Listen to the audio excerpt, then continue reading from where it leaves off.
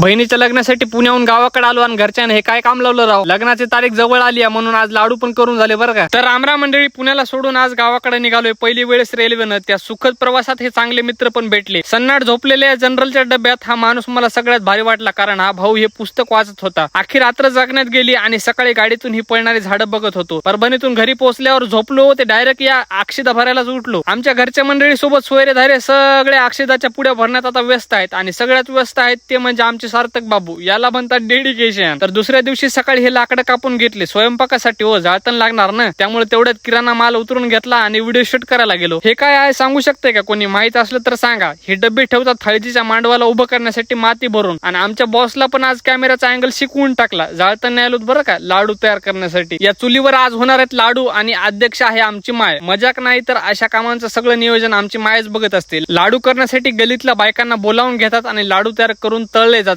अशा प्रकारे. आणि हे काम करताना बाया एक नंबर गाणे म्हणतात बरं का मंडळी. लाडू तर एक नंबर झालेत बरं का. व्हिडिओ कसा वाटला ते कमेंट करून नक्की कळवा.